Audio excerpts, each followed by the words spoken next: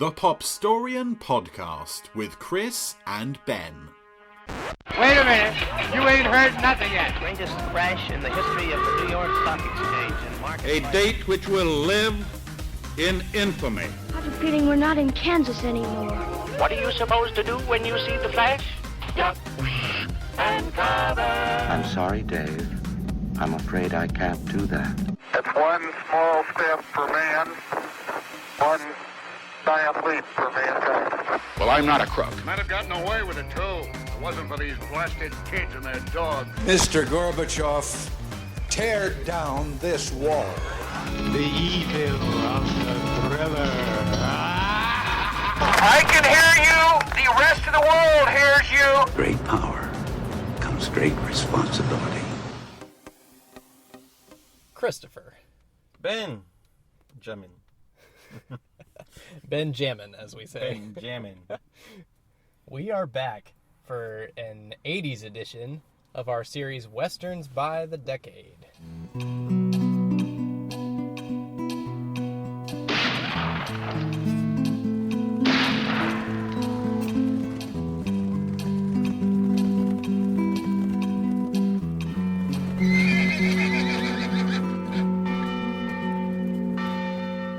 Westerns by the Decade. Yes. And last time we talked about the 70s in our full-length episode series. We talked about Clint Eastwood and High Plains Drifter. Yep. And that was, of course, a pretty dark, heavy film in some ways. Dark and heavy times. Yes. But we took a different tack for this one. The 1980s. So we watched Silverado. Starring Kevin Kline. Yep. Glenn Scott. Kevin Costner and Danny Glover. Who I sometimes call Scott Glenn. Is it Scott Glenn? A or is little it bit Glenn of dyslexia creeping in. Is it Scott Glenn or Glenn Scott? I don't remember actually. Scott Glenn, you're right. It is Scott Glenn or is it Glenn Scott? It is Scott Glenn. Then you're right. Wait. I'm going to be listening to this editing and be like, what an idiot. I'll just edit it so it's Scott Glenn. I'm still confused. No. It is Scott Glenn. It is Scott Glenn. I'm looking at the IMDb. Good. I have it in my notes wrong. Okay. Kevin Kline, Kevin Costner, and Danny an early role for him, and Danny Glover. So, of course, written and directed by Lawrence Kasdan. Yes, our good friend. Larry to his friends. You know, we call him Larry all the time. And it's written by his brother as well, Mark Kasdan.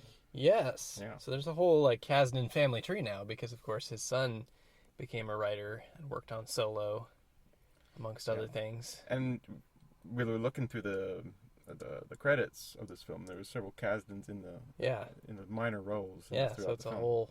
I think two of his sons are in this movie. I would not be surprised. In supporting young boy roles. So about Scott Glenn, I've only seen him in 3 other films. I've seen him in something. He was actually a pretty big star in the 80s. Yeah, he seems like he's been around. Yeah. But I can't quite can't quite name any of his credits off the top of my head. Should we attempt to do our summary? Yes, because this is going to be interesting. It has 4 major stars in it. Right. So it's going to be a interesting attempt to go through the whole. I'm pretty intimidated to summarize it, but it opens with a gunfight scene with Glenn Scott. It's a great gunfight scene, actually.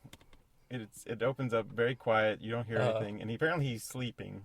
Right. In this cabin. Uh-huh.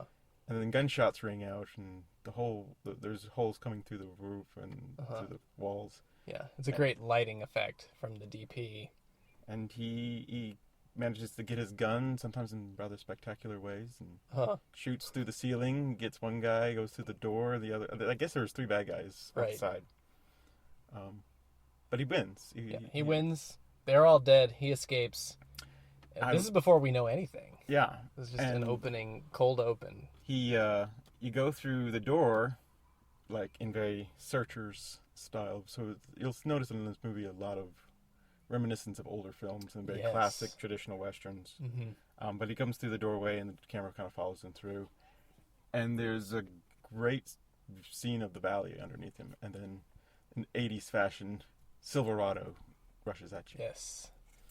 Very 80s opening title sequence. Very epic score, I have to say, before we go any further. Who wrote the score?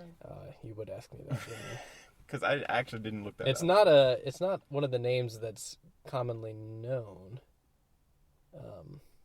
So it's not like John Williams or anything, who was really big at this time, obviously. I think it got some nominations for score, or a nomination for sound, an Oscar nomination for sound. Okay. Let's see here, looking it up. Bruce Broughton. Bruce Broughton. I'm not familiar with his work. Yeah, he's not one that I've been terribly familiar with either. It says here he worked on Lost in Space from the 90s, Jag. I watched all of them. I watched both of those. So some television productions, it sounds like. Okay. The story It's a great continues. Apparently, there's a close-up on the brand of the horse, right? He kind of notices the brand he doesn't recognize. He doesn't know why these guys are after him. Mm-hmm. But he kind of continues on, and he runs into Kevin Kline's character, who has been robbed himself, or abandoned in the desert with nothing. Nothing. He's quite literally nothing. Walking around in his underwear. Yes, his long johns, as it were. And he is very thirsty. Scott Glenn's character. I have to get it wrong. I have to look at my notes literally. And he gives him water, and they share go on war stories over a fire, and they ride together for a point into, I don't know what the one town that they ride into.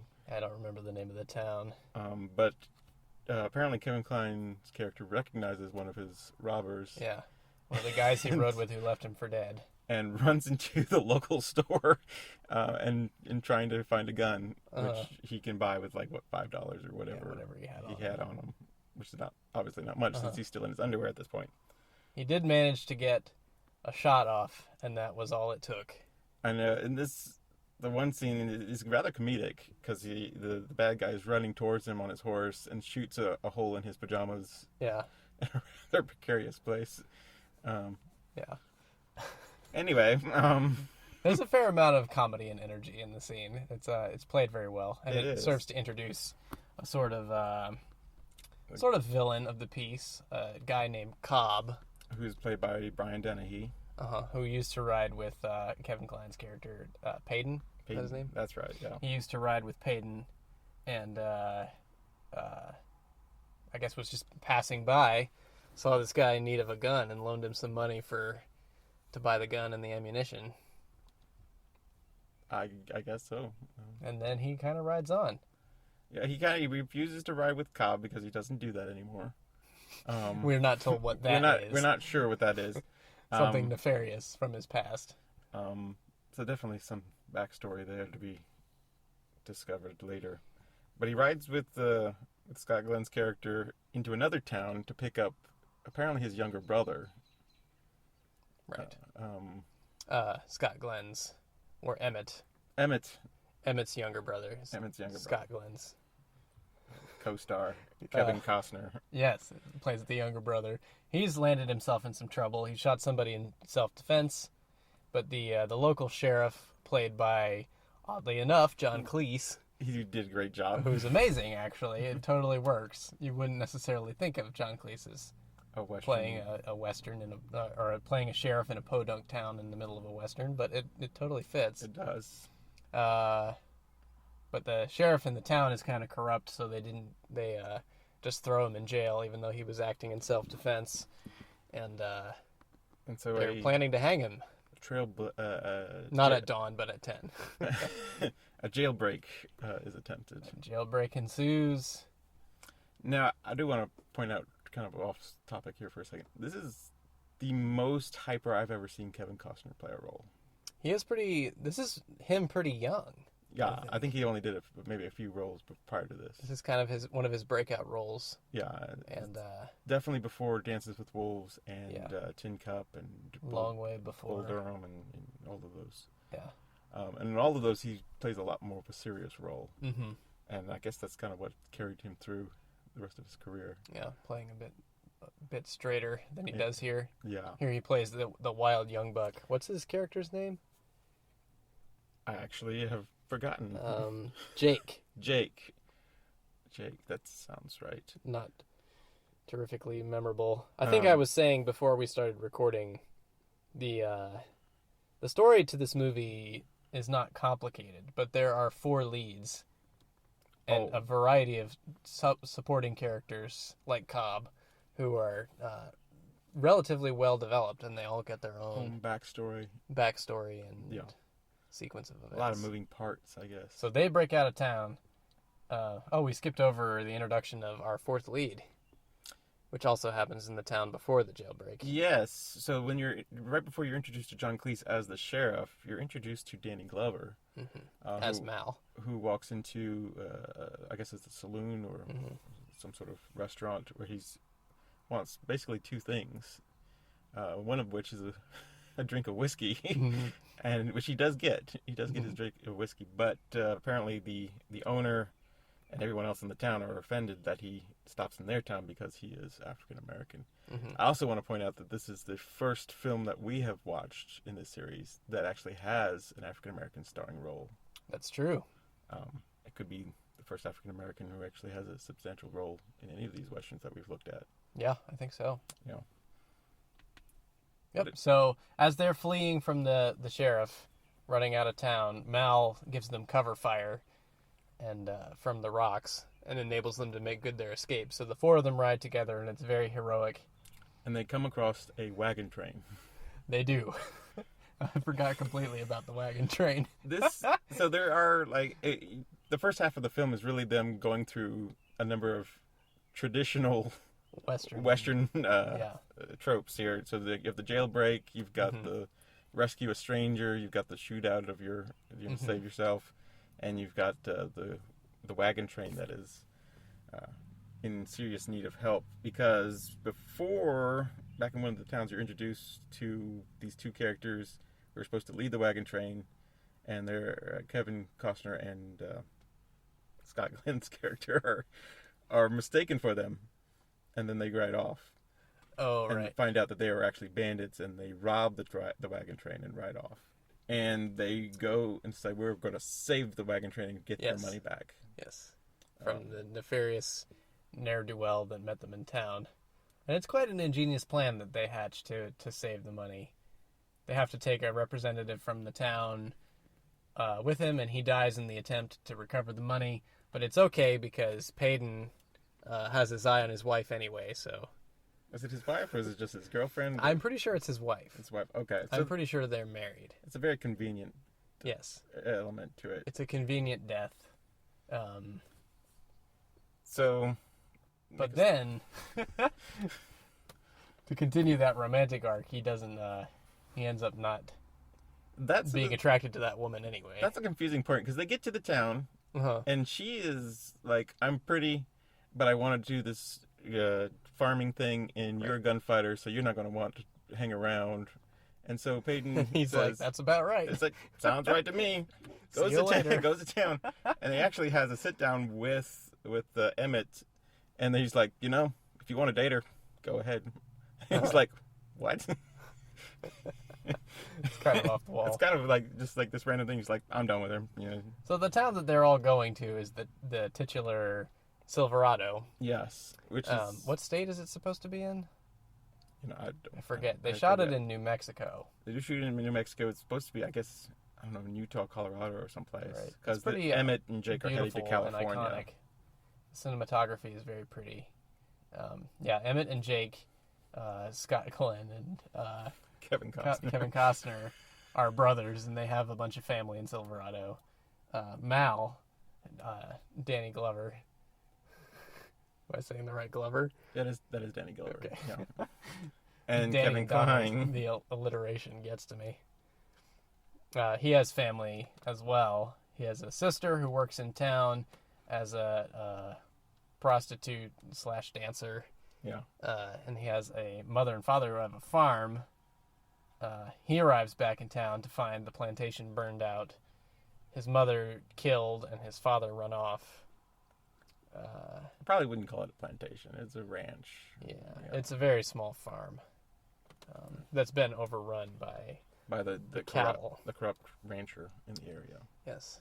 So yeah, there's basically a long-standing feud between Emmett and Jake's family and the family of the ranchers whose last name I can't remember. Yeah, I do know. Because Emmett killed one of the brothers, again in self-defense. And ends up in prison for it. Yeah, that's right. Yeah, he went to prison for it. Yeah, so that's kind of the crux of the thing, the feud between the two families. But there's also the subtext of that they're kind of running off Mal's family because they want the land for cattle grazing. Right. For their ranch. And there's also a bit of tension with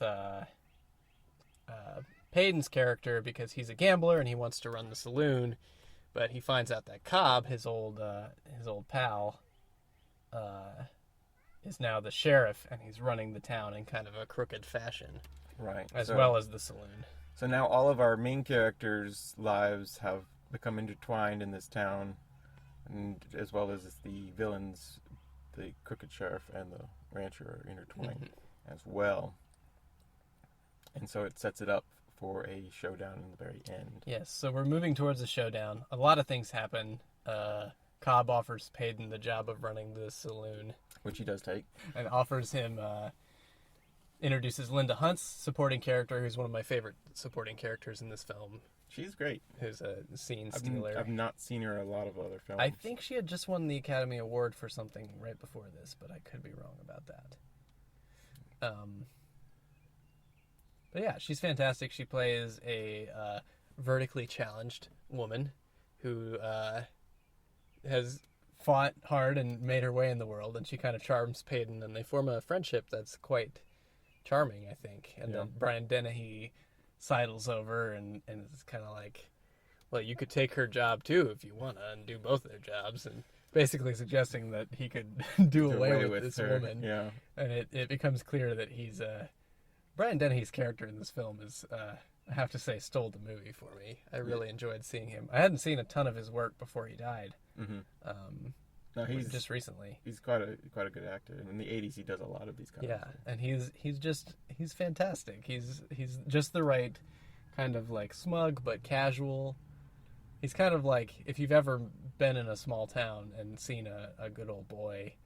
Like there's something that you like about them, even though they're charming and they're hospitable and friendly, but they're also kind of nefarious and there's backroom dealings that you don't want to know about.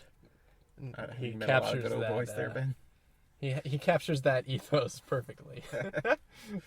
Sometime here, Jake is captured. Jake gets captured. Several members of the family get killed. Or injured. They're very seriously injured. I don't think they actually die. No one dies? The dad is kind of seriously injured, but I think he does pull through. Okay. I think in the end, it's all a very happy ending. Is he the sister's husband? Yes. Or their brother? Sister's husband. Okay. So she's their sister. Yeah. And then they have the one child, which is the nephew. Right.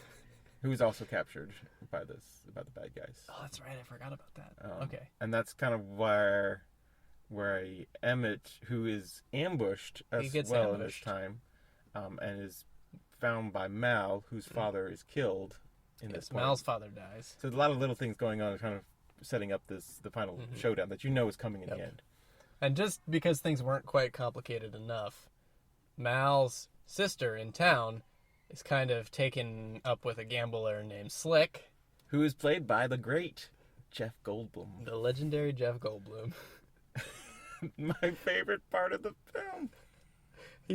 He seems very... It's strange because in a Western with John Cleese in it, you would think that John Cleese would be the most out-of-place person. He's not. He's not. Jeff Goldblum Goldblum takes that prize. He definitely doesn't seem at ease in the cowboy world. And you would think, with so many strange castings, that this would not be a great film. But it is a fun film. It works really well. It does. Despite his kind of discomfiture, it kind of plays into his fish out of water status in the town, so I think Jeff Goldblum does fish out of water very well. In everything. This is the second film he puts on a cowboy outfit on. What was the first? What was that movie we need to finish? Buckaroo Banzai? Buckaroo Banzai. Was Buckaroo Banzai before this? I think so. I think Buckaroo Banzai is... Yeah, you're right. It is. And the eighth dimension? Seventh dimension? The Adventures of Buckaroo Banzai across the eighth dimension. Across the eighth dimension. I think is how it goes. And Jeff Goldblum's in that film as well, in a cowboy outfit. A little backstory, listeners. When we first started this podcast, we were going to do commentaries, which I guess we might go back and do. We tried to do one for this. We've kind of done it similar. We've kind of done that with the whole telling the story of what the Western's about, and then kind of But we were going to do like live commentary with the movie in the background. And we tried to do that with Buckaroo Banzai. And we got interrupted and never have gotten back to it. So we'll have to do that one day. We have to do that one. But yeah, so Slick is here. He's kind of shady. It's not quite clear what side he's on. Right. The sister trusts him, and she's kind of mad at her brother for not being there when her parents were killed. So there's some tension there. Mal, being a man of honor, though, does find Emmett and rescues him from the showdown and brings him to his hideout. And he does. Conveniently, he's there at the right time. There's quite a few. They're about to put an end to him. A few of those conveniences there. That's true. It's true. We've already pointed out a couple of them. Like Emmett coming across. Even though he was sleeping when his daddy got killed. That's a sad. Don't make fun. It's sad. It was a sad scene. It is a very sad scene. Probably the saddest scene in the film. This really doesn't have a lot of emotional, as far as sadness goes, a lot of emotional tension. No. Yeah. It's very much an adventure, very action-packed. With a lot of character development, which is kind of an unusual pairing. It has a lot of characters in it anyway, so. But pushing forward, there are actually two climatic gunfights. Because Jake and the boy are being captured, Emmett forces himself to rise from his sickbed. And Mal, who has been jailed at this point because he's betrayed by Slick. Oh, yes. Plot twist. He is actually a bad guy in all of this. Who would have thought, Jeff Goldblum? Actually, he doesn't play a lot of bad guys. I guess not. He really doesn't. He does in Thor more recently. That's another very ambiguous character, though. That's true. Yeah. Anyway, so Mal is actually rescued by his sister, who is shot but rescued by Linda Hunt's character and stowed away into a secret area where Slick finds her during the gunfight, but that's a little bit later on down the road. Trust me, when you're watching it, it makes sense. It makes... It's a confusing story to kind of try to summarize here. There's so many threads. But anyway, Emmett's on his way to find Jake and his nephew. Mal escapes from jail and meets up with Emmett. And Kevin Kline, who realizes he can't take any more prodding from Dennehy's character, Cobb, joins them to rescue their brother Jake, or Emmett's brother Jake. Right, so they ride out to the ranch. And they cause a stampede. There's a big gunfight. Jake, who is actually not captured, who does escape by apparently falling off his horse, which he's a trick rider, so Emmett realizes that he couldn't have been killed in the accident, does show up. Oh yeah, he was killed at one point, wasn't he? Yeah, he's like, I forgot that he was supposed to be dead. They're like, he's dead. Jake's dead. We're like, no, he's not. But Emmett is like, how did he die? He's like, he fell off his horse. And he's like, Jake fell off his horse? Right. And he's like, okay. And kind of something's up. Something's up with that. But anyway, they're all safe and sound. They do a number on the ranch. The main bad guy escapes, goes to town, tells Cobb what's going on, and they set up an ambush in town. Who plays that guy, by the way? I'm going to look that up the real rancher? Quick. Yeah, he's a good character actor who delivers a nice performance in this. I can't remember. I don't remember his name. seeing him in. Maybe it's the beard. You continue with your summary. I'll look him up. So they go to town, and the sheriff Cobb and his deputies, including who is that other guy? He's just like he always sneers, and he's always wanting to kill one or the other. Chief henchman. His chief Oh, he has some history with Peyton with also. Peyton, but he's also a young gun, so he wants to kill Kevin Costner's character Jake as well. He just wants to kill them all. He's very grumpy. He really he is. Very sneering. So anyway, after, I guess each one of them has their own individual gunfights, because Mal will find his sister. Is it Dawson? Dawson sounds right. Dawson, I think, is the rancher. Is the rancher? Is Dawson the rancher or the gunfighter? I think Dawson's the gunfighter. You can see we really paid attention to this movie. No, in our defense, there's so many characters. There were a lot of characters, to be fair. It's true. I think it's Kelly is the rancher. Okay. Am I wrong? I don't know. No one knows. I'm so lost in these names. Like, from the start, I messed up the starting character's name. Glenn Scott. So, you know what? I'm done with names. Anyway, Mal finds his sister. Slick is there.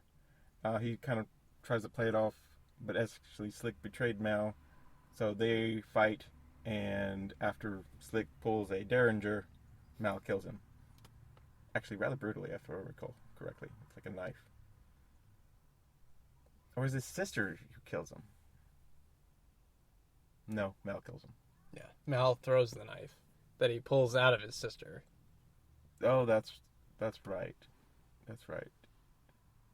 That's a really quite a tangled web we weave. Because we mentioned how hard it is to actually throw a knife into his sternum, and it actually sticks there quite deeply. Yeah. Yeah. I think we were talking about that while we were watching it. Yeah, McKendrick right. is the rancher's name. McKendrick is the rancher. Anyway, my fault. So there's that. Ray Baker is the actor who plays McKendrick. I'm not familiar with him. He's a character actor with over 100 credits. Wow, I've probably seen him in other things. Yeah. Anyway, so that's the one showdown. Jake goes into the saloon and brings two of the deputies in with him, or they track him into it, and then he doubles back on them, and they're going down separate alleyways, and Jake kind of backs up, pulls out two guns, and shoots them both. He whistles, so he doesn't shoot them in the back. He's just like, or something like that, and then boom. And then they turn around. They have a chance to draw, but they're no match for Jake because he pulls both his guns at the same time. It's very much a Raiders of the Lost Ark kind of moment, which you can see the lineage there. And then Peyton and Emmett both have their one-on-ones, because Emmett has to face down McKendrick, and then of course at the very end Peyton faces down Cobb in this really kind of high noonish showdown. It's kind of the classic Western showdown in the street. I think there's actually a tumbleweed that goes past. I think you're right. Yeah. There's quite a few throwbacks. Emily and I always point that out when we're watching a movie. There's a tumbleweed. Like tumbleweed. So anyway, yeah, they all get their guys. Yep. It pretty much ends happily, I think. Emmett and Jake run off to California. Yeah, leaving behind his lady, I guess. Mal takes his sister and they head back. I don't think they stay. They head back east? I think they head back east. That's what I think too. And then Peyton becomes sheriff, of course.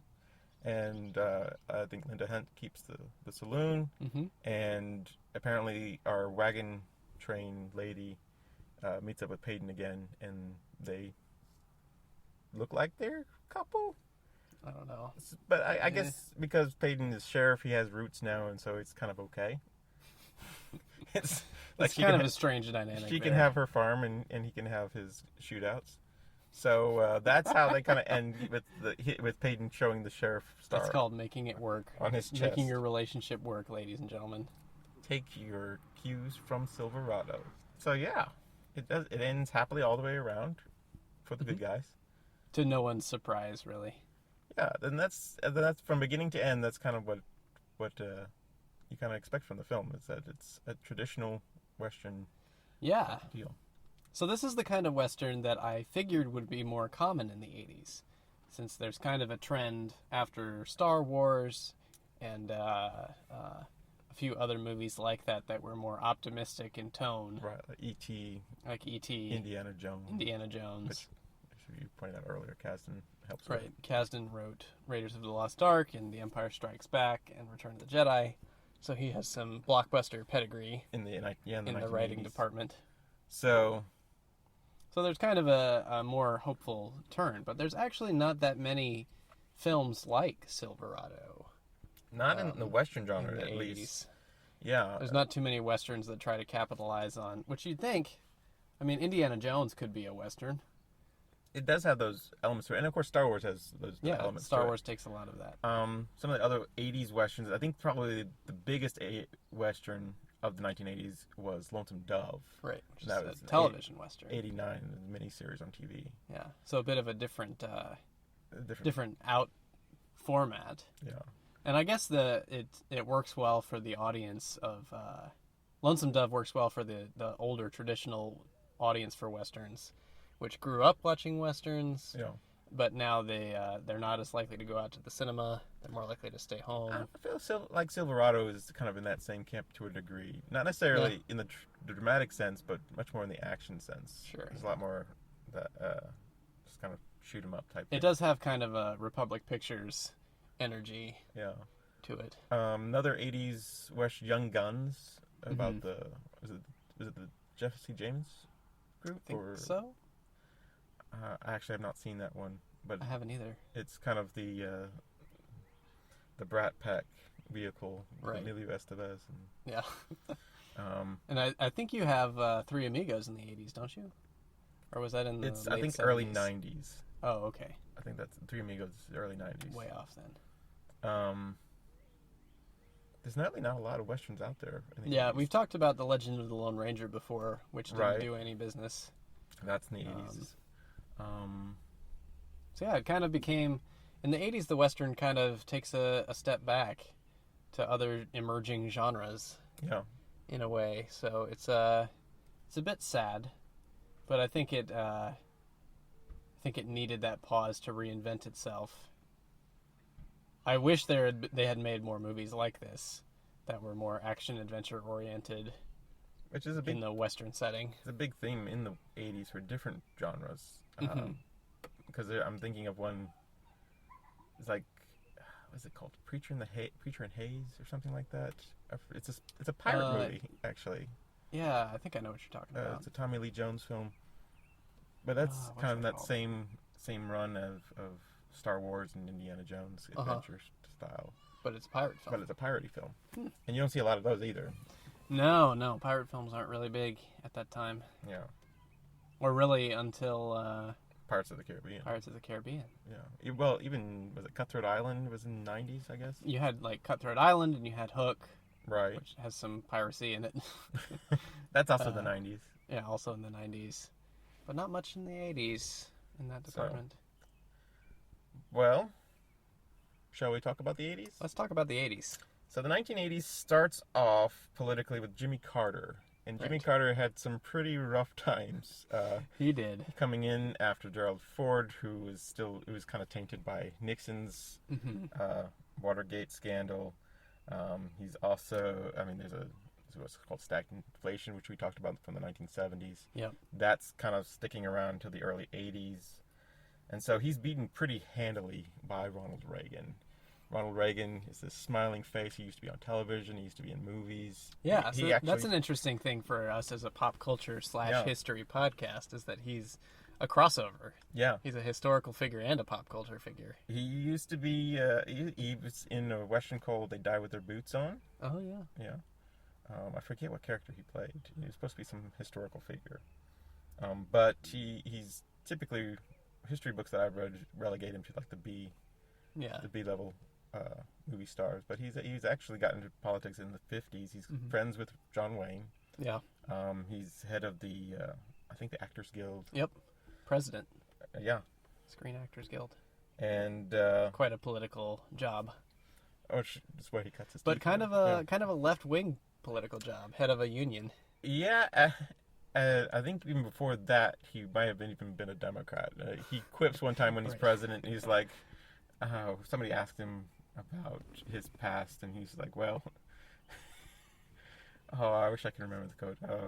He's very quippy. He is very quippy. He's like, well, I blame myself. I used to be a Democrat or something like that. Right. And he became governor of California in I think the 1970s, and then becomes president in 81. He will be sworn in. Yeah. And he is the 80s basically. He's 81 to 89. Yeah. So a lot going on there. We'll kind of come back to that. Yeah. It's interesting.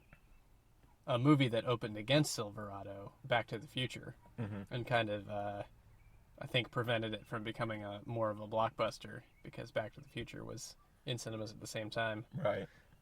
But there's a lot of jokes in that about because of course they travel from the 80s to the 50s, traveling through time in that movie, and he comes back and says, "Who's president in 1985? Ronald Reagan." Ronald Reagan, the actor. Who's vice president? Jerry Lewis. Well, speaking of vice presidents, George H.W. Bush becomes president in 89, which of course was his VP, and he will finish up the 80s. But major events, things that I took as politics, is very much the new conservative. Reagan will kind of win under a kind of a new coalition, calling them conservatives. So you'll have people who used to consider themselves Democrats but are really more conservatives on social issues, physical issues. You'll have what is called the moral majority coming into play with Jerry Falwell. Right. How does that kind of spring up? Is that in the early 80s or later on? I want to say it's late 70s because Liberty University is 71. Right. So he starts off, I think, in the 70s and goes into the 80s. Televangelism becomes very big in the 80s. You have guys like Jim Baker and Jimmy Swaggart. Or no, is it Jim Baker? Yeah. Yeah. They're very popular in the 80s. Of course, eventually they'll come out to some sin and some other activities going on. Yeah, some slightly nefarious things in the televangelist community. But there's kind of this pop culture swing in a way because you have the baby boomers, of course, are this massive generation, and as they're growing up, there's kind of an increase in freedoms in the arts. They kind of tend to be more tolerant of liberalism in the arts and in pop culture. But then in the 80s, we see... So what happened? Did the baby boomers become more conservative? I think people or political operatives kind of realized what they could do by picking out an issue like abortion, which of course is a major issue for the moral majority or the moral right. And they said, well, we can campaign on this. So if you're pro-life, then we can get you elected by having everybody vote for you on this issue. Right. So that comes into play here, and we kind of see that a little bit more as in the 90s and then of course the 21st century. But that's starting to rise up during this time here as well. These certain hot button issues. Yeah. So abortion, busing in schools is an issue. Drugs, AIDS is actually becomes a huge issue. The Cold War is still a big issue at this time. And the Cold Warriors are still kind of come to the right and are under the Republican banner under Reagan. And Reagan is a pretty hardcore Cold Warrior. So, and of course the Cold War ends in the early 90s, I think it officially ends. But with the fall of the Berlin Wall? With the Berlin Wall. Is it called Glasnost and Pereoika? My Russian is terrible, but basically Mikhail Gorbachev comes to power, and he's much more of a liberal figure in Russia at the time. And he's like, the only way our country's going to survive is if we introduce a little bit of democracy. So he does introduce a little bit, which I think is the Glasnost part of it. And then he's opening up communication with the West and with Japan, trying to get the technology and the funds back into the system. Now, does he come to power in the 80s? Yes. So I forget the timeline here. It's like 83 or 84. Androff. I think it's I forget his name. Khrushchev? No, Khrushchev's gone. Khrushchev before that is after Stalin, right? immediately after Stalin? I A think bit so. rusty on my USSR. I know, right? I think Khrushchev does come in. He's definitely in the 50s and 60s. Okay. And then Andropov, I think, is the early 80s, followed by Chechenko, who's there for like 1 year. Okay. And then Mikhail Gorbachev comes into play. And who presides over Chernobyl? he's there during when Chernobyl comes down. Gorbachev is? I think Gorbachev. Okay. When does Chernobyl happen? 87? 87, yeah, that's Gorbachev. Gotcha. So Gorbachev is there. And actually, up to the point of Gorbachev coming to power, Reagan had refused to visit with any Soviet leadership. And he meets Gorbachev, I want to say in 86, but my timeline could be wrong on that. But he meets Gorbachev for the first time, and they're not on the friendliest of bases. And then apparently, this is in Geneva, and apparently the last night, as the story goes, they find out that the Gorbachevs are like big movie buffs. And so Reagan, being this former movie star, starts telling about the old Hollywood and like all these stories. And so they kind of, a small friendship develops. By the end of their leadership tenures, they'll actually be pretty good friends as far as that goes. Yeah. Interesting. Yeah. Computers, cable TV, some other big things going on here. Yeah. Cable TV, CNN comes up. Right. Which people thought was a crazy idea. Yeah, like the Weather Channel, sports channels. Who's going to watch 24 hours of that? News. Because I think in the early days, TV channels would just switch off at the end of the night. Yeah. Or around 10 or 11 p.m. So Ted Turner introduces CNN, which is a 24-hour news cycle, which is a big deal now. And at that time, I don't think they realized how much that was going to change the way we did politics, the way we did life. Yeah. MTV comes up, which changes the way we do pop culture. First song, Video Killed the Radio Star by the Buggles.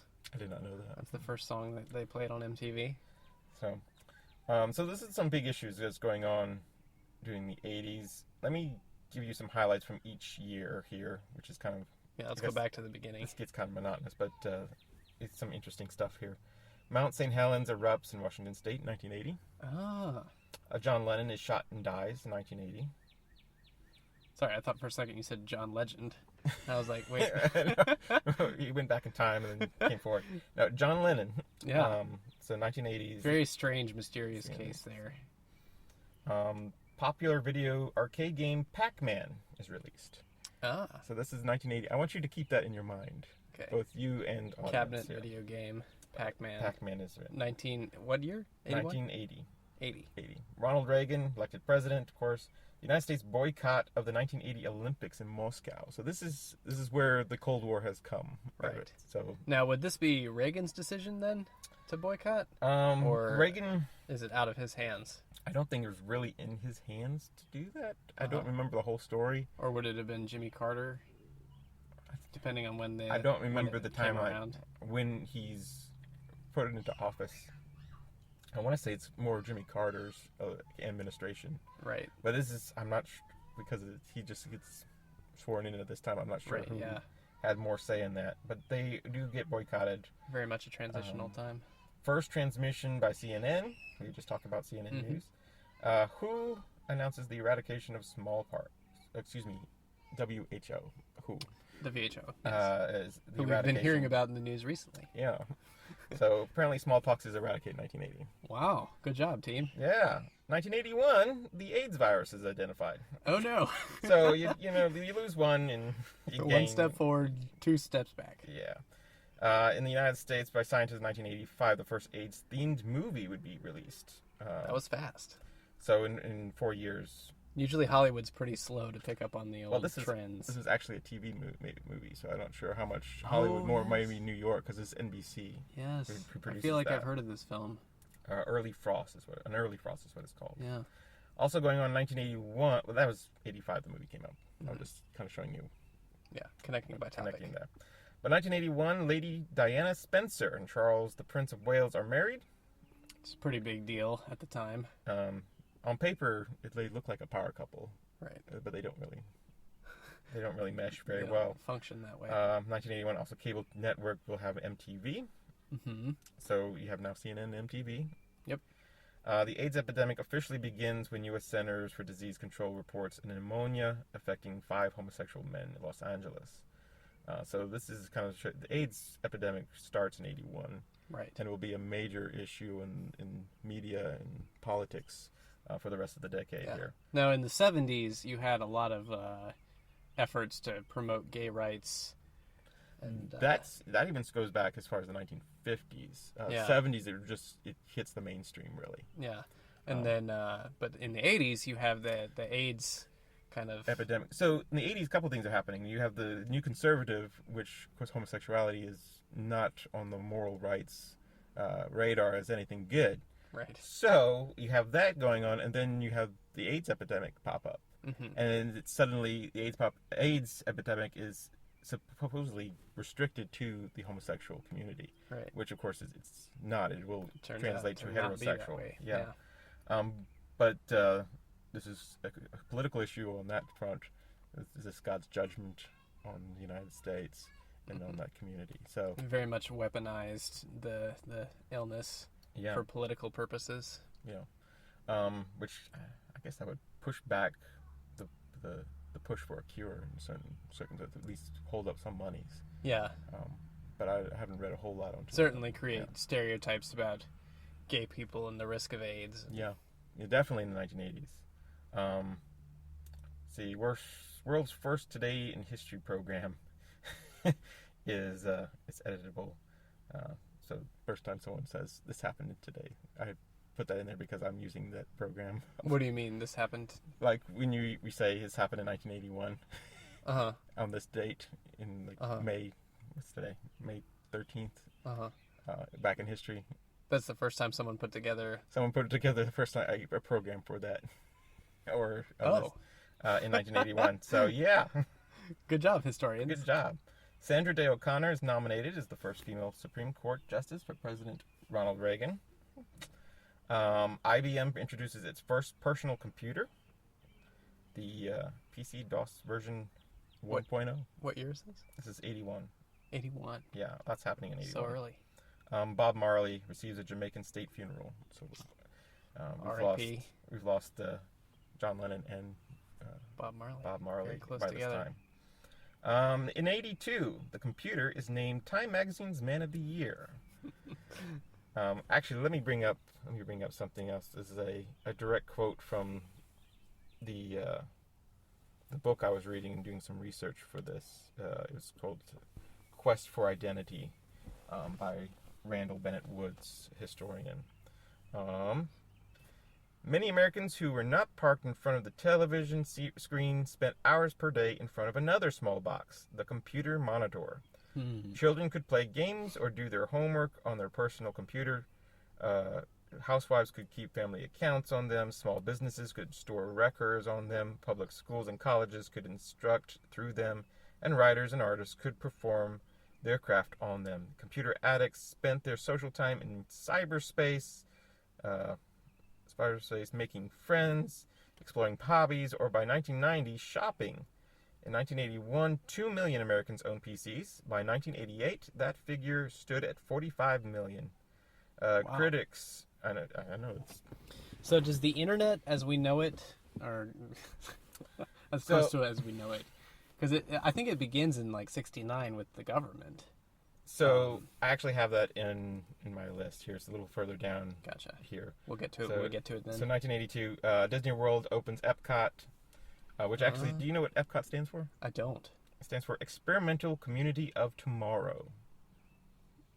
Where's the P? I think that's the experimental part of things. Right. Or you usually call it, people would go with the X, but okay. ECOT or XCOT. X-Pod? Yeah. Japan begins selling the first CD players, so technology and music there. Right, yeah. Late rock and roll star Elvis Presley home Graceland is open to the public as an attraction. So Graceland will become a museum, more or less, in 82. Which continues to this day. The Michael Jackson album Thriller is released in 1982. Yes. And for those who are listening to us, listen for the Thriller on our opening. Yes, we have a bit of a Thriller reference in our opening credits. There. In 1983, Sally Ride becomes the first American woman in space. Yes, she does. Motorola introduces the first mobile phone in the United States in 1983. You think of those things being much later. Yeah. The personal computer. Of course, this is the brick that we're talking about in 83. Yeah. But we're talking about personal computers. We're talking about some cell phones now. CDs. Microsoft releases Word, their word processing program. Yes, our old friend. That is what I made this list on, by the way. Good job. The Swiss company, Swatch, introduces their watches, and they become a fashion craze. Swatches. Yeah, swatches. That can't be right. Anyway. What's the Swiss company? That can't be right. Swatch? Swiss watch. Swatch. Oh. Okay. It's on my list, so it can't be wrong, right?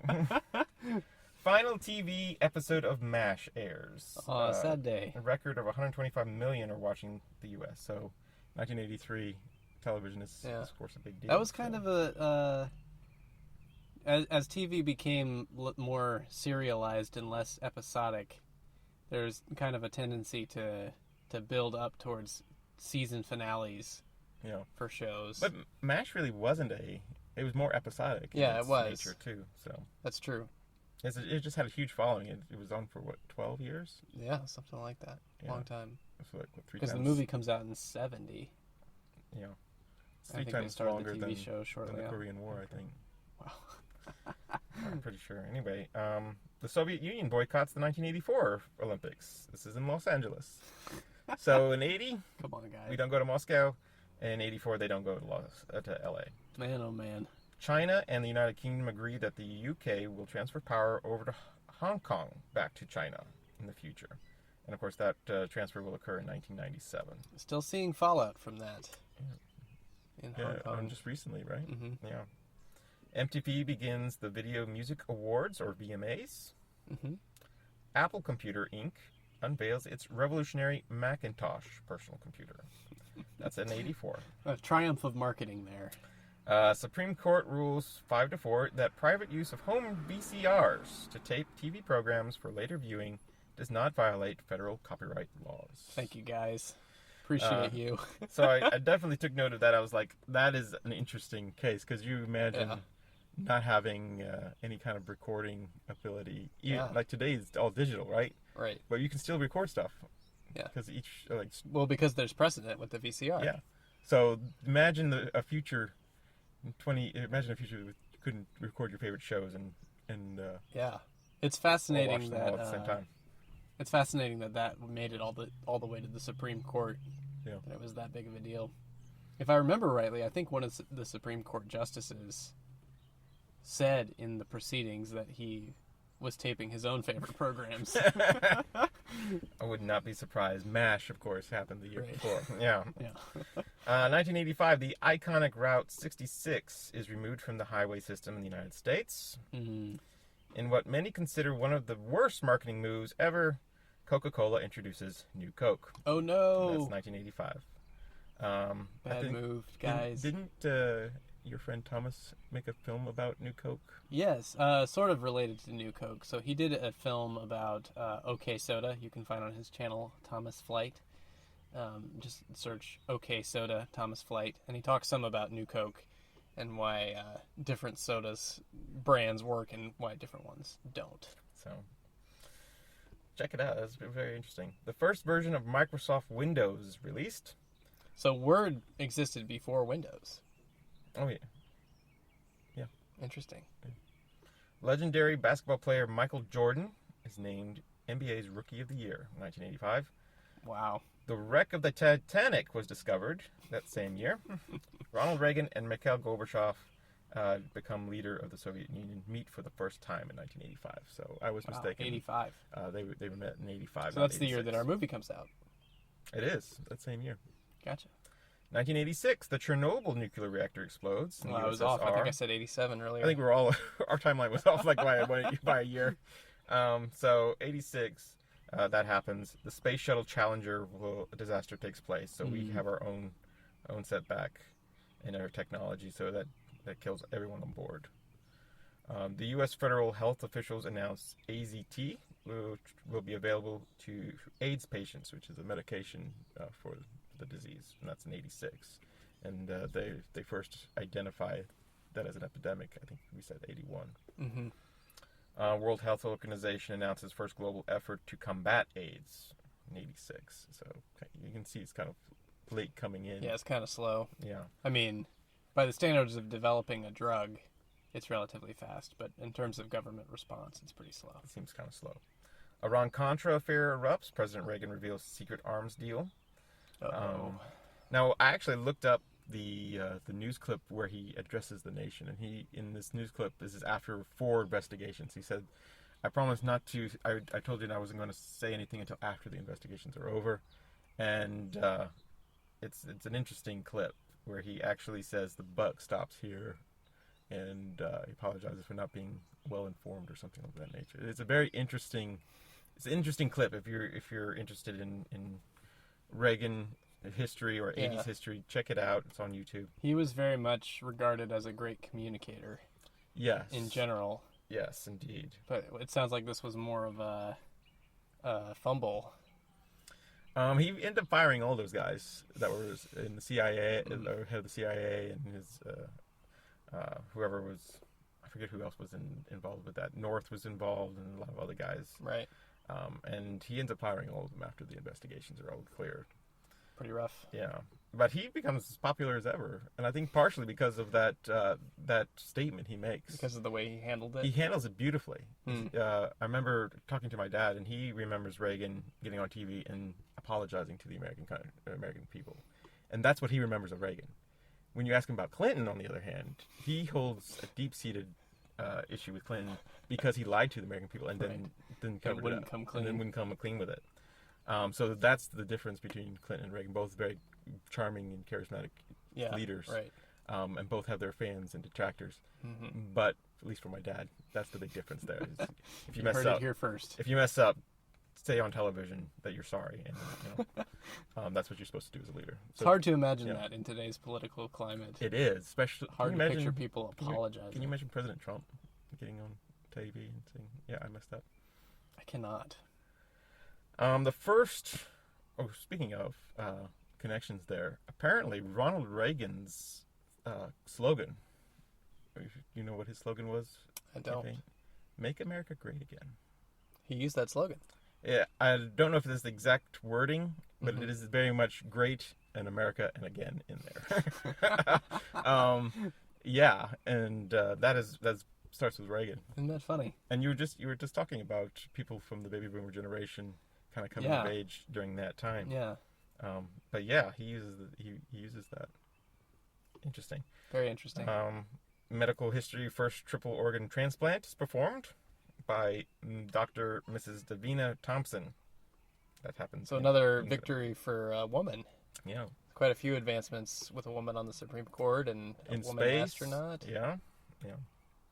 In 1987, disposable contact lenses are first sold. The Simpsons make their debut. If you don't wear glasses. The Simpsons make their debut. Also very important. Did you know that the Simpsons were actually a bit part of a larger show? I think I knew that at one point, but I don't know any details about it. So the Tracy Ullman show apparently was a skit, kind of a skit-based show. Mm-hmm. So, and they had animated segments. They had animated sections, something like in the vein of SNL type deal. Right. I watched a clip on YouTube. It's the one with Tim Curry. He plays a rock star. It's pretty adult in content.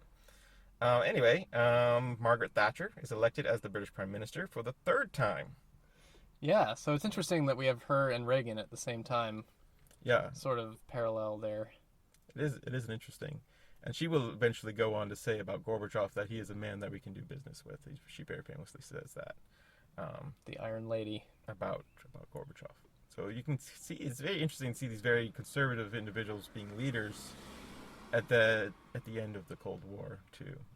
I don't know if that's juxtaposition or that's an interesting look at it. I don't know. The Fox television network begins operation. Construction begins on the Channel Tunnel between, of course, the UK and the continent. Mm-hmm. I was born in 1987. It's a big historical event. History-changing event. There you go. 1988, the Soviet Union withdraws troops from Afghanistan. which essentially was their Vietnam. It was just right. like they kept sinking money and troops into it, and it just wouldn't go away. It's been that way for most people who went to Afghanistan. Yeah, actually, that's kind of our entry port into Afghanistan. After 9/11, we of course sent troops to there. Yeah. And we were like, "We're not the Russians" was kind of our slogan there, and they didn't like the Russians at all while we were there. So didn't the Russians, when the Russians pulled out, didn't that kind of open the door for Taliban, or did Taliban come much later? I'm not really up on my Afghanistan history. It's kind of tricky because there's a lot of different political factions, and it's all very intertied with I think religion. what happened is that the war with Russia really kind of just drains everything out of Afghanistan. Right. Yeah. And so when they pull out, there's this vacuum of power, and the Taliban will come into power. And I'm piecing that together based off of news clips and movies that I've watched. So take it all with a grain of salt. George H.W. Bush is elected as the U.S. president after defeating Michael Dukakis in 1988. Oh, yeah, Dukakis. 2 years after the Challenger disaster, NASA's space shuttle program will resume. This is 1988. The site of the original Globe Theater is discovered by archaeologists in London. Hey. And the Iran-Iraq War ends. That is a war that had been going on for quite a few years there in the 80s. Yeah. And that's another thing in the Middle East that we kind of see the end result in the 21st century, but that's kind of where you see Iraq draining and really kind of our one of the things that you see our relationship with Iran sour, and Iraq draining as a nation. Of course, Saddam Hussein is still in power at that point too. Mm-hmm. 1989, Germans begin demolishing the Berlin Wall. So that famous speech, Mr. Gorbachev bringing down this wall or boil down this wall or something. Yeah, I may have heard that in this episode. Soviet President Mikhail Gorbachev and the U.S. President George H.W. Bush declared the Cold War over in 1989. Pro-democracy protests take place at Tiananmen Square in China. So if the Berlin Wall is coming down, they might be hoping to do some stuff in China too. Yeah, bring down some communism there. Didn't work out. The Exxon Valdez oil tanker spills 240,000 barrels of oil in Prince William Sound, Alaska. Huge natural disaster. Yeah. The Nintendo Game Boy portable video game system is released in 1989. Did you have a Game Boy? I did not. I borrowed some from friends. But, So remember when I told you to remember 1980 Pac-Man? Yep. Got it right up here. In 9 years? That is what video game technology was doing. Right. From a Pac-Man cabinet game that you would play at a restaurant. To a handheld game, which was actually not much bigger than the cell phone that I'm holding up right now. So there was a whole industry that sprung up of arcade games. Mm-hmm. Like you could go to an arcade and play games, kind of like you would a Nickelodeon in previous times, or I don't know if we even have a similarity today. I mean, we still have arcades, but they're not like they used to be in the 80s. Yeah, but it was this whole industry that sprang up, and then by the end of the 80s, they're starting to go into decline already. Yeah. It's interesting. Amazing how fast that happened. I think it's in the late 70s, maybe the early 80s, that I forget the name of the fella, but he wrote a book called Future Shock, which is kind of this theory that technology can develop so fast that it actually kind of creates this kind of whiplash in people. Interesting. Interesting is this theory. We'll have to check it out. No, it's nonfiction. I might have to check that out and read that one. Some theories from that era. NASA launches the Galileo spacecraft. Oh, okay. And then the World Wide Web, WWW, is first launched in the public domain by CERN scientist Tim Berners-Lee. Yes. So 1989, you see the internet as we kind of know it today. Right. So there you have the 1980s. There we have it, the 80s. Pushing technology forward. A lot of philosophical issues being debated here. Mm-hmm. The book I was reading about the decade really kind of sees it as a time of hypocrisy. A time where greed is good, to put it in a word. Right. Actually, I think someone actually said that in a speech at an actual college. And then, of course, it was kind of rewritten a little bit for a certain movie. Sure. But you have the yuppies going on here. Right. Serious drug addictions going on here because you have cocaine. The people were talking about the higher class. They were living for the moment. They wanted to get the next thrill, so they were having cocaine. But then on the other side, their poverty was on the rise as well in certain circumstances. Right. And so they're getting crack, which was a new drug on the side. Yes. The scene. Changed the scene very much. Yeah. I was going to ask you a question about nuclear weapons reduction. Yes, that happens because Reagan and Gorbachev kind of hit it off a little bit. Does that happen in the 80s? It does. Reagan and Gorbachev will meet, and there's some, of course, they're not besties necessarily, but there is a lot of push back and forth, negotiations. Reagan was very much committed to I think it was called SDI. Also, the media called it Star Wars. Yes. He was very, very dedicated to that idea that technology could protect us from nuclear weapons. It kind of confused during negotiations because Reagan wanted that. Reagan was very dedicated to this idea of SDI or Star Wars. Mm-hmm. And we kind of confused Gorbachev because he was kind of like, if we give up our nuclear weapons, why do you need SDI? Right.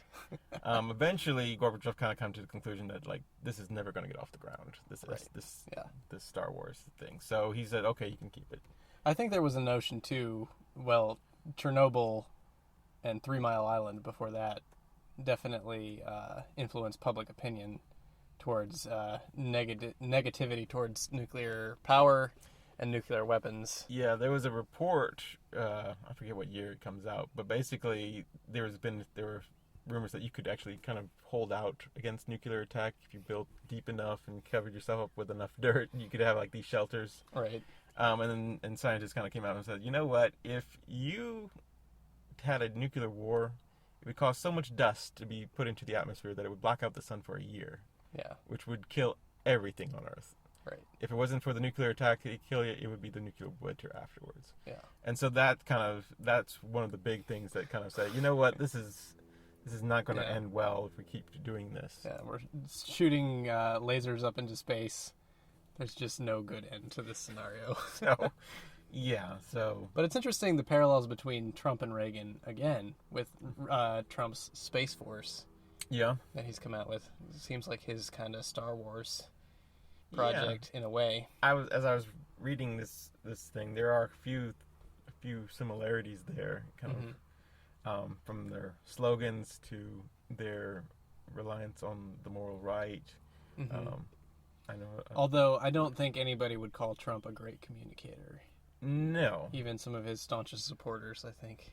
Yeah, especially on his Twitter account. I think you just need to take that away.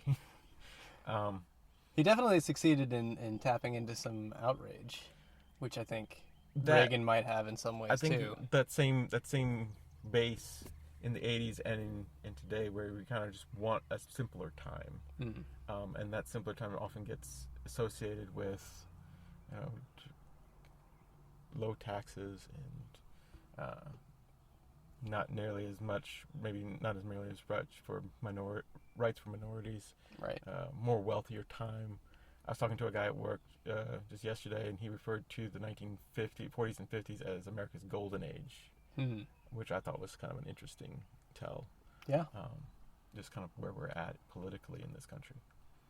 Yeah, despite all the hard times that we came out of in the 40s and 50s. Yeah. There was a lot going on there. Partially, probably is economics. Yeah. I would say definitely economics, because the 1950s hugely successful economically in the United States. Right.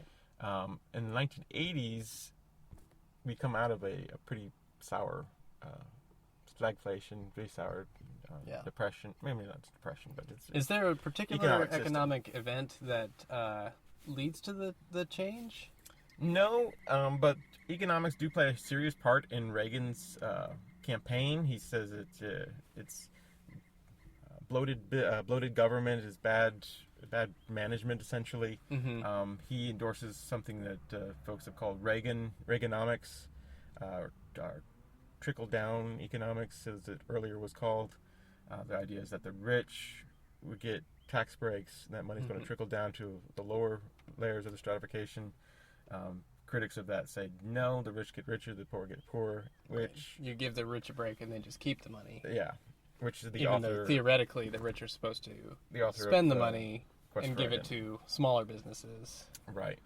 So it doesn't always work that way. Yeah. Right. And that was one of the big... it's the big controversy over Reagan's administration. Is that economic system.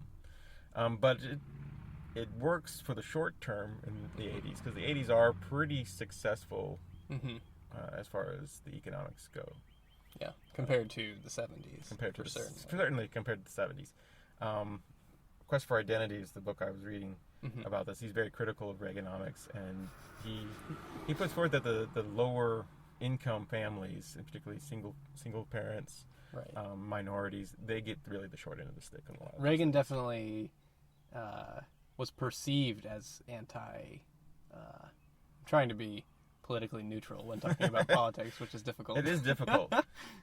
It was perceived as being kind of anti-family by those, or anti-single mom family, and anti-welfare, because he did come out and say welfare. Yeah, he actually cuts funding to a lot of these kind of welfare programs. Welfare high rollers, he calls them, I think, at one point. Yeah, I haven't heard that one. But you're probably right, because he had these quips, he had these quotes. He was very much the TV's president. Right, yeah. And it's interesting kind of to look back.